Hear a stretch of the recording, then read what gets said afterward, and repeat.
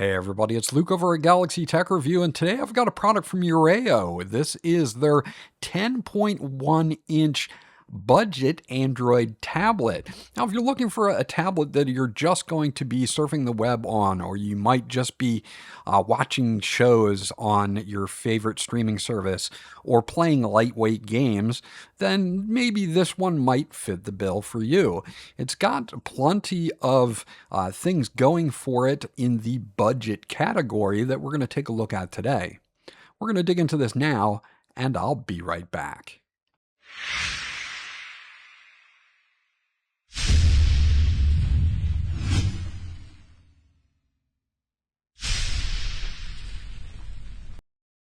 Okay, so we're going to do a quick unboxing of this tablet. Now, the model number on this kind of varies. It says C107, but if you look in the specifications of the tablet itself, there's C109, and even in the guide you can see there, it's mentioned C108. So it's going to be one of those, and I can't put my finger on exactly which one it is. Now, we do get a data/charging cable. It's a USB Type A to USB Type-C. We also get an AC to USB adapter that is included in the box. Nothing fancy here. It will support 10 watts of charging here, so it will take about an hour and a half to fully charge the tablet from 0 to 100. It does have a built-in 5,000 milliamp battery. Let's take a look at the user guide here. Again, you see it does say C107/C108, but again, inside the box it said C109, so it's going to be one of those numbers. It does show you everything here that you need to know about where everything is, like your microphone, your dual down-firing speakers, USB-C port, and others here. It does have a troubleshooting portion to this as well, and it is in multiple languages, so if English isn't your first language, you're not going to have to worry about that. Now let's take a look at the tablet itself. It comes up wrapped pretty well. No problems here. Some plastic on the back, plastic on the front, as you would normally expect. You do have an 8 megapixel camera with flash on the back and a 5 megapixel camera on the front. You have dual down-facing speakers there with a microphone. You do have a 3.5 millimeter headphone jack. You do have a volume up and down power button there. And you do have a slot right here for a micro SD card. So you can add to the base 128 gigabytes of storage up to another terabyte of storage. And then, of course, your charge port, which is USB Type-C, right next to it. Again, if you do want to do wired headphones, you can, because you do have that 3.5 millimeter jack on the bottom. So overall, that's the unboxing here, and that's what you get, and we'll dive right in. Even looking at your default apps, you're going to see all of the normal ones that you would normally see: Google TV, Gmail, Chrome, things like that. And I've added a few games myself for testing and things like that. They even do put some kid-friendly apps, but there are only like 1 or 2 apps that are actually added in here from them. Other than that, you're not going to find a lot of bloatware here. You do have a built-in kids app that I'll show you, and there is an AI app as well for turning your tablet into a photo frame. But if we take a look at our system here and we take a look at About Tablet, you're going to see that we have that Almi A iOS, and again, device name here is listed as a C109. You do have 128 gigs of storage here. And then, of course, we've got 4 gigabytes of internal storage plus 20 gigabytes of smart storage, using some of your internal storage to kind of bolster that 4 gigabytes. You do have a 5,000 milliamp battery, an octa-core processor here. You do have a 10.1 inch screen, 1280 by 800 resolution. Your main camera on the back is 8 megapixels, and again, on the front is 5 megapixels. As for Android itself, it is Android 15.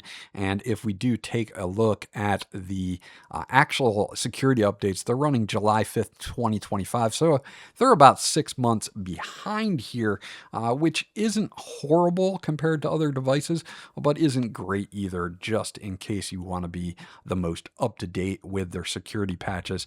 We'll have to wait and see what they do here. Of course, in display, we're going to have all our normal things here. It's a basic HD display, 60 hertz, nothing out of the ordinary here. No enhancements for high hertz or refresh rates such as 120, but that's to be expected in a budget tablet.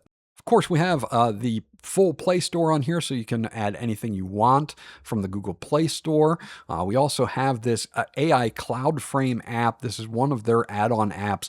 There is not a lot of add-on apps here, but this is one of them. It'll allow you to get the Amore app from Google Play or for the App Store. And this kind of just takes you through setting this up as your own type of smart display for picture frame for pictures and things like that, and allow other people to send pictures to you and things like that. So if you're into that type of thing and you want to make this a photo frame while it's sitting on your desk or around the house, you can definitely do that.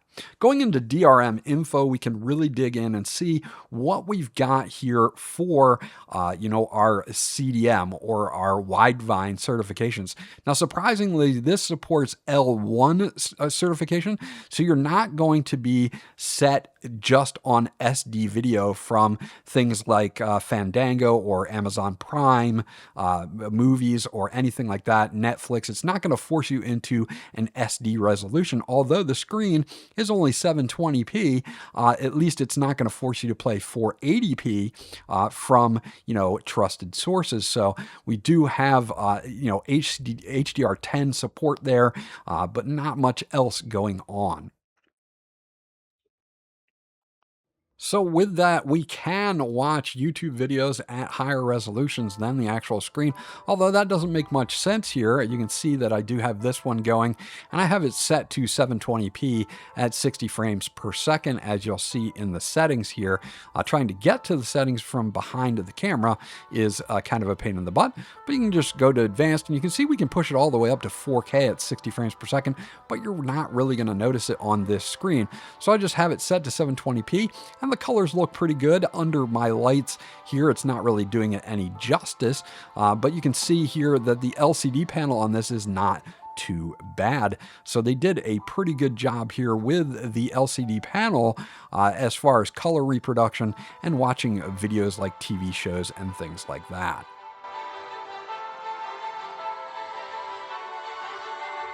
Speaking of TV shows and movies, of course, now that we do have a Widevine, this is going to give you an idea.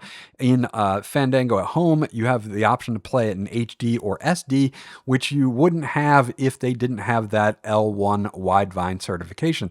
So again, the screen itself is going to look a little bit pixelated because it's a lower resolution, but they do allow you to stream in HD, which makes up for it. You can't really see it with the camera here, but in real life, this looks a lot clearer than it does to me playing this back as I recorded it. So you can see that it does have some very good colors to it. No problems. It's crisp and clear. And I didn't have any problems with this whatsoever as far as playback and things like that. The Wi-Fi, which this includes Wi-Fi 6, does a very good job at playing back all of your media, even in HD resolution, with no issues. Now, this also does have a dual camera system, a 5 megapixel up front and an 8 megapixel in the rear. I'm going to take a few photos here, and then I'm going to put them up on screen so that you can see.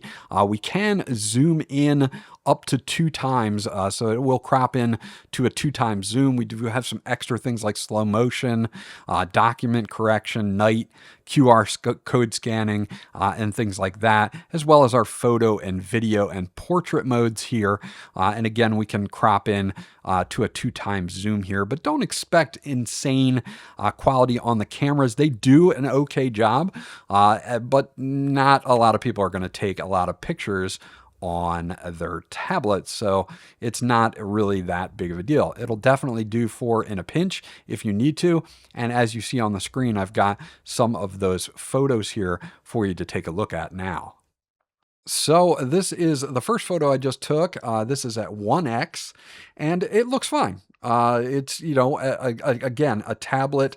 It's not going to be used to take too many photos, but if you do need to take one in a pinch, you definitely can. Now, if we zoom in with the 2x digital zoom, you can see that it's still clear and it still does a pretty good job.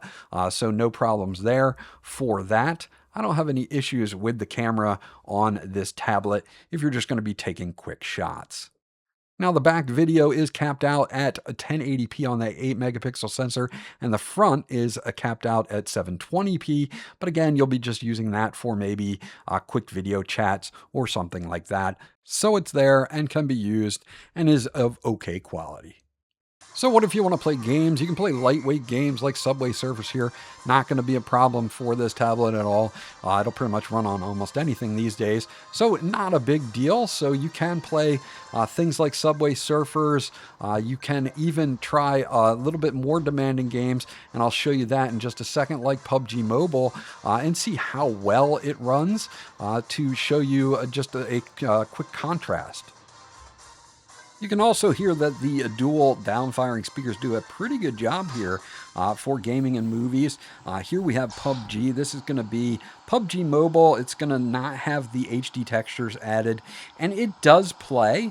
You will notice that you're going to have a shorter draw distance and a little bit of pixelation there because of the lower resolution. But can you actually play a match? You definitely can.